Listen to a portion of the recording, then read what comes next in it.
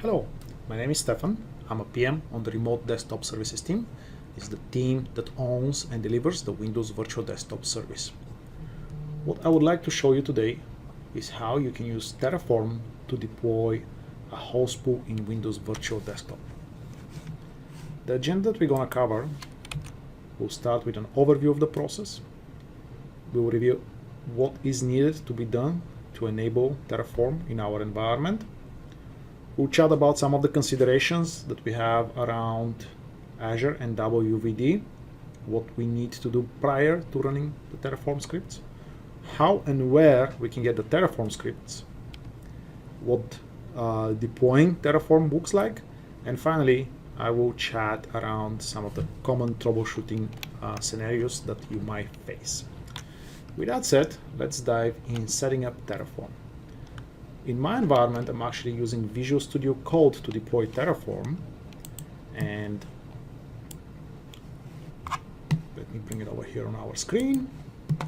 I'm gonna go and open the extensions, and here I'm gonna look for Azure Terraform. Actually shows up 5th in the list, but doesn't matter, I have it. So I'm gonna go ahead and click install on that. It should take about 30 seconds, worst case scenario, for it to install. And once it's completed, our environment is ready to execute Terraform scripts. However, prior to executing the Terraform scripts, what we need to do is we need to make sure that our Azure subscription and our WVD environment are ready to go. And I'll start backwards. When I say WVD environment, all the prerequisites for a WVD deployment must be met. That means domain controller needs to be present. If there is no domain controller, Azure Active Directory domain services. The resource group in which we're going to be deploying our session host pools needs to be connected at layer 3 to the domain controller, so we're able to do the domain join. The account that we are going to be using to perform the domain join must have those permissions in the domain. Finally, we need to have a WVD tenant. That tenant to be created, we need another account. It could be the same account, but we need an account that has the tenant creator permissions. And once those permissions are granted, we need to make sure that we have created our host pool in the tenant, as we're going to deploy directly into that host pool. We're not going to provision the VMs we're not going to provision the VMs in the host pool, but we need to have a placeholder host pool that Terraform is going to reference as the destination. With all that said, I'm going to go ahead and show you the link where you can actually get the Terraform scripts. It is the second link on this page, and the first link actually covers much more in depth how to set up the how to set up the Terraform environment. So once we go to the second page, to the second link, here there are a series of files. The best option is to clone the repository to a local folder, or you need to manually download each of the files and save them to a local folder. I have already cloned the folder. And with that done, what I'm going to go and do is navigate back to Visual Studio Code. In Visual Studio Code, I'm going to go and close the extension tab. I'm going to go say File, Open Folder. I'll select my Terraform folder. Once this is done, I'm going to just want to make sure this has completed successfully. I'll open the folder, and here I have those 8 files that have been cloned from GitHub, and now we're gonna go through the main ones and see how we need to update those to match our environments. However, prior to that, let's go ahead and make sure that our subscription has a resource group where we want to deploy Terraform. That subscription also has to have all the requirements. We talked about that. And I will make sure that my credentials are correct. And the way I'm going to do that is actually I'm going to go log into one of the machines that's part of the domain controller and make sure that my login works. That will give me the confidence that my deployment will be successful.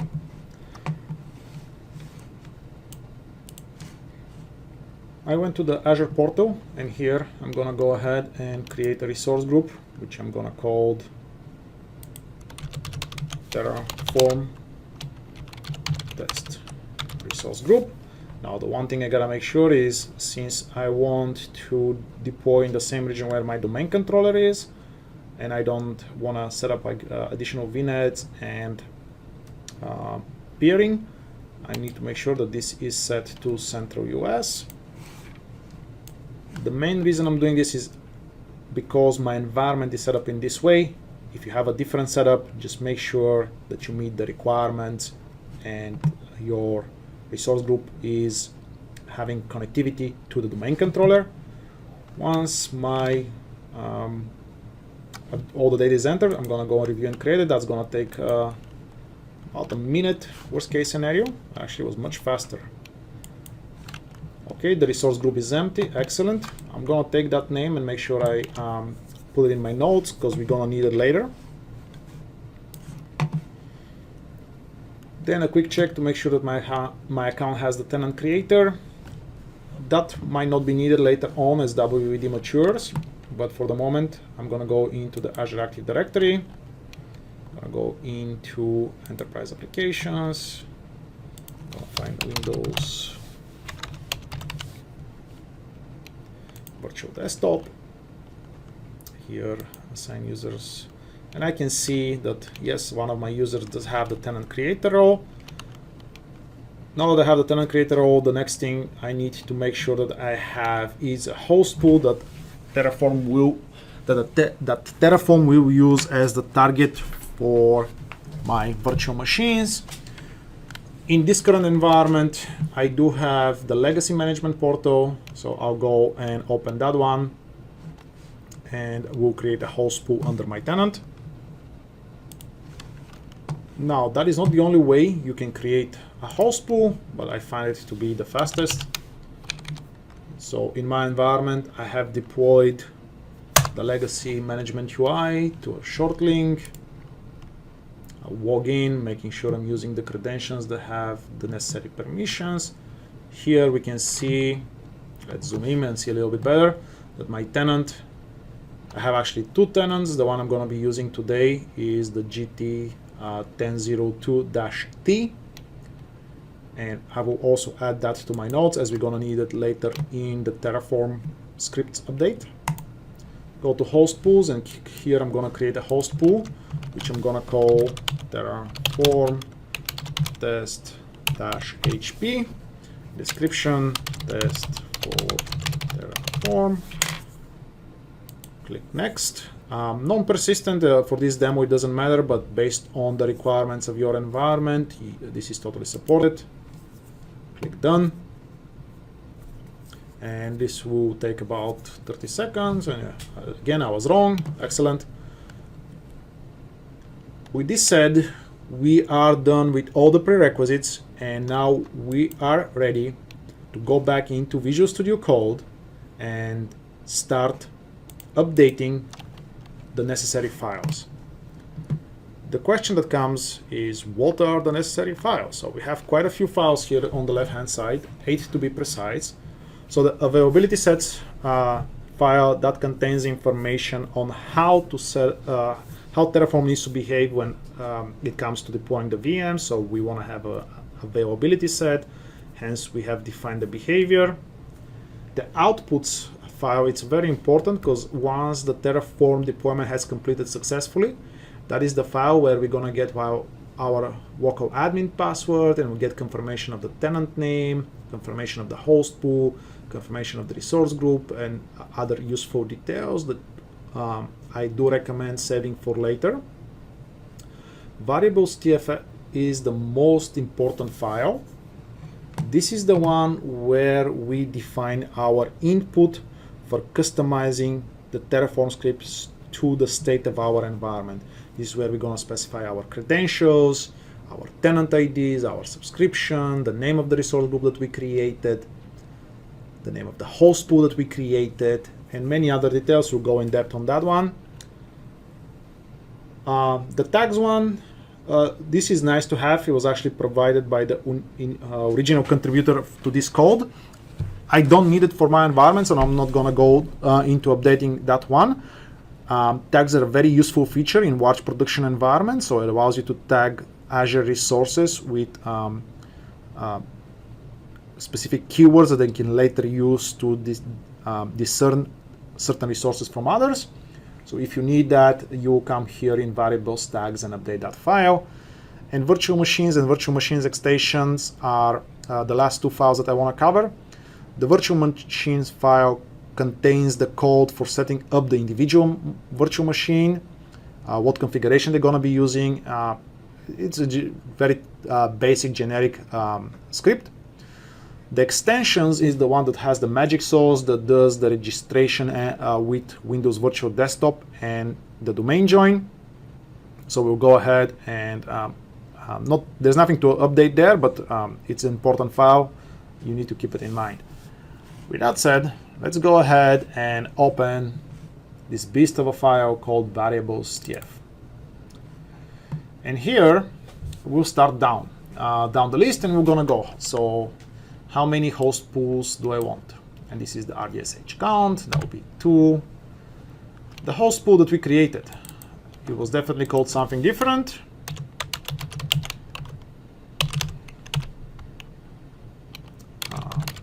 And since I don't remember it, I'm gonna have to pause the video and go back and get it. I hope you had it saved, because any mistake here will prevent a successful deployment. And since I'm a notoriously bad typist, I just copy paste the value. Prefix for the VM, let's go and call them TF VM. And I don't need to add the dash, this is automatically added. A lot of the behavior mimics our ARM template deployment. This applies to the prefix name. We do add to the prefix -01, -02 for each of the consecutive VMs that we deploy. The tenant name, that is GT1002-T, as we saw in the management UI. Now, then we're going to go into the local admin name. I'm going to leave it to default value, as the output will provide us what the password has been set. Registration expiration in hours. I do not recommend for that to be as long as I have it here, because those tokens allow additional VMs to be deployed in our environment. I have it set up to 48 hours just because this is a demo environment and nobody really cares what I do here. Do I want the VMs to be domain joined? Yes, I don't want to deal with that later. We do have the option in Terraforms to disable that. The domain name, obviously, very important. It has to be correct. We do have support for organizational units if that's needed. SSA, that's my domain account. The slight difference here compared to the ARM template is that we do automatically append the domain name to the user UPN, and it's actually technically not a UPN. However, in Terraform, we just provide the username. Scroll down in my code, we'll look into the domain password. I intentionally left it empty because this is a recording and I don't want you guys to see the domain password. I know you're all excellent people, but less temptation. You will need to provide that value. Tenant location, so in this case is East US. This will have an impact nowadays into where the WVD metadata around your tenant is stored. I am in East US. I will specify that later on as we roll out support for storing the metadata in a region of your choice. You'll be able to provide the value here. Region, Central US, this is where my domain controller is. Again, you don't have to do that. It's customizable. It makes sense in my environment. The resource group that we created to store our VMs that will be part of the host pool was definitely not Terraform RG. I'm gonna go back into the Azure portal and copy that value. I got the value, we'll specify that Terraform resource group, Base URL. So this base URL actually points to the location in GitHub where we gonna be calling the extensions from. If you're actually deploying in an environment that does not have permissions to accessing public resources, that will be the place where you update the value to a storage account in your environment. And assuming that you keep the names of the extensions the same, that's all you need to do. Tenant group does not change. Host pool description, I'm gonna actually update it to create it through Terraform template. Size of the VM. For this demo, I really don't care what the size of the VM is gonna be. For your environment, that's a very important question. Make sure you size your VMs correctly based on your demand. And this, then it's asked me for the network security group ID. I don't have a network security group for this environment. If you do, which is a best practice for any production environments, make sure to grab that. The subnet ID, this will be the subnet where the VMs will be joined. And I have provided the subnet ID of my environment. In your case, you will need to modify that. And the tricky part here is at the end, you make sure that this whole URL is, it's sub URL, but it's something very typical for Azure. Make sure it's fully qualified. Sorry. Then the broker URL, that wouldn't change. It will stay the same. Then we go into the tenant app ID. We will likely have to rename that one in the code, but for the moment, this is actually the username. It could be a service principal, so that's why I'm thinking we should rename it, but for the moment it's called tenant app ID. And then we're gonna go into the next one, which the next one is the password for the tenant app.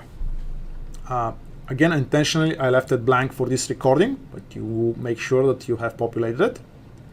This is not a service principal. Like I mentioned, we do have the option for a service principal. The Azure tenant ID, this I got from the Azure portal. It's quite trivial to obtain. Let's quickly show you how to do that. In the Azure portal, I'm going to go to Azure Active Directory. I'm going to go to my properties. And here I have the directory ID, or also called the tenant ID. I did mention that we have support for organizational path. I'm not using one. Again, demo environment, image ID. I'm going to leave it to the default because I'm going to use a gallery image. We have the support for storage account and image blobs. And here I'm going to deploy the standard image that is available in Azure. This is fully customizable. Feel free to update it to your needs. Time zone. This is the time zone on the virtual machines. Feel free to update it to match your requirements. And these are all the important ones. We do have a few other here. The Log Analytics Workspace ID. So I do have a Log Analytics. The way I got the ID was the same way. Go into the Azure portal, type Log Analytics in the search bar, go to Properties, obtain that. This is where we're going to store the logs. And this is not the full key, so don't worry about it. But this is the key to be able to store information in my Log Analytics workspace in case I need to capture some information. And there are a few other options. I do find them self-explanatory. In this case, should we put BG info? This is a sysinternal tool. No, I don't. Then extensions, I'm just going to leave those to default. Feel free to modify if you need for your either test or POC or production environment. The last and probably the most important of this plethora of parameters is the size of the OS disk. So I'm going to leave it to the default size of 128. It's managed disk, etc. Disk type, standard LRS, that's fine for me. And that's it. At this point, I'm going to pause the video. I'm going to go back in and enter my passwords because it won't deploy without those. And then we'll move into the section of how we actually execute our code and push it into Azure. Now to execute the Terraform script, what I'm gonna do is come in Visual Studio Code and I'll go and press the shortcut Ctrl Shift and P. There is an equivalent menu, which is View, Command Palette. Here, I'm gonna type Azure Terraform, and it actually lists the different Terraform commands. The one we would like to start with is the init command. Terraform actually has this life cycle where you start by initializing a deployment, then you execute the plan command to get a plan showing you what resources the Azure resource provider is going to deploy in your subscription. Once you have the plan and you're happy with the results, you go ahead and execute apply. And down the road, once you're done with utilizing that particular environment that you have deployed, you apply the destroy command. One word of caution: if you ever need to delete resources that have been provisioned through Terraform, don't use the Azure portal or any other management tool. Use Terraform destroy. So I'm going to go ahead and execute Azure Terraform init. And here is asking me, do you want to open the cloud shell? And yes, I do want to do that. So I'm going to press OK.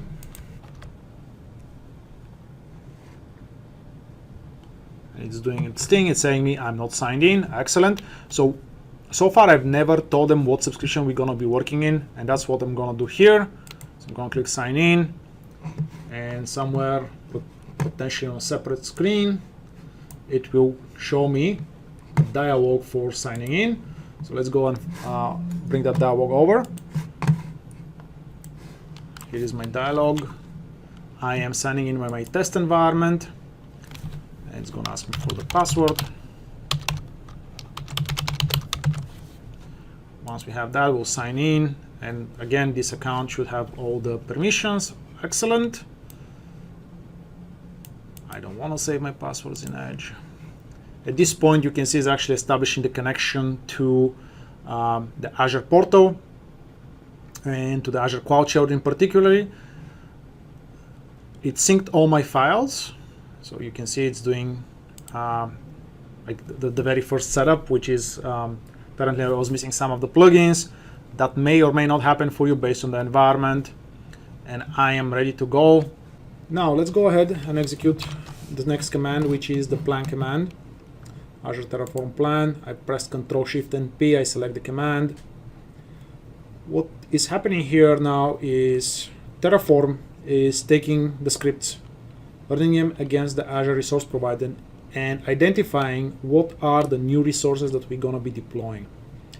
Since this is the first time that we are deploying this Terraform script, it's going to list all new resources. Now, if it was just a minor change, let's say we were increasing the number of VMs, here when we scroll up, it will just show the new VM, but you can see anything that we have with a plus is actually indicates that this is a new resource that's going to be deployed.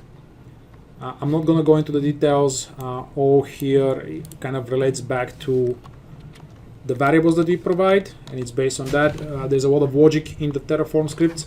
For those of you that are planning of using this in production environments, please go ahead and familiarize yourself. For the demo purposes, we are good to proceed. Here I'm going to now go Ctrl Shift P and execute Azure Terraform apply. This is the next command, and this is the one that actually is gonna go to Azure and tell it it's time to implement all those scripts. Now, what is happening here is doing this initial handshake with Azure, and then actually it will ask us to confirm that we want to perform a deployment. And here, be careful when typing yes. If you make a mistake and you think you can fix it with backspace, it behaves in a weird way. Now that we have entered the value, you see it's actually starting to generate all the resources. I'm not going to have you wait with me here to complete the resources. I'm going to resume the recording once this is all completed.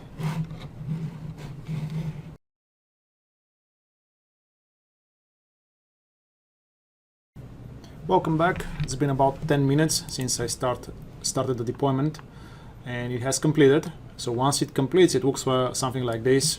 Apply completed, the number of resources created, and then it lists the network adapters, the name, the IP addresses, the nicknames, the VM counts that has provisioned. Yep, these are my passwords that have been generated, but those will be reset, so don't get excited. The 2 IP addresses, the VM names, and that's it. Like, Terraform has successfully completed running. Now let's go into the management UI and see if we are actually able to see the 2 VMs added to our host pool. So again, I'm gonna use my management UI, legacy management UI, since I don't feel like dealing with PowerShell. Here, let's give it a second to pick up. Go into my tenant, go into the host pool, and then we do specify the name Terraform test host pool. Go into hosts, and you can see here I have 2 new VMs, Terraform VM-1 and Terraform VM-2, and these are exactly the 2 VMs we specified. I don't have any users assigned, but let's go ahead and do that really quick. I'm gonna assign my test user here.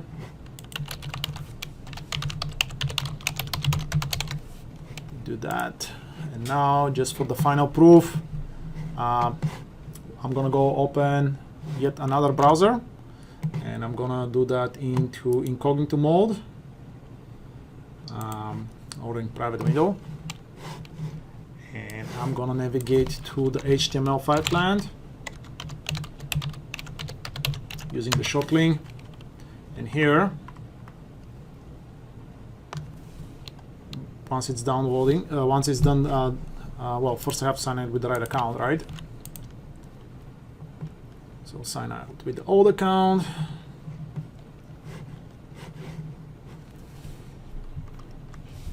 Sign in with my account that we just assigned. And then my password.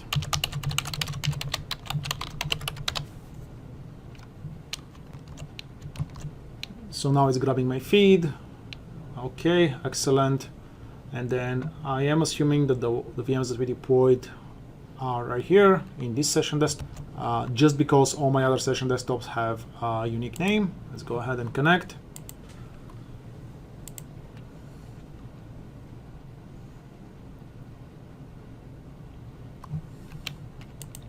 I'm gonna use my test account, the same one I got the feed with. Correct password, very important. We'll click submit, and this is actually what's gonna kick off the establishment of my session on the remote VM. And you can see it's picking up all the settings. Excellent. Once this is loaded, come here, open the command prompt. Go on command prompt, type computer name,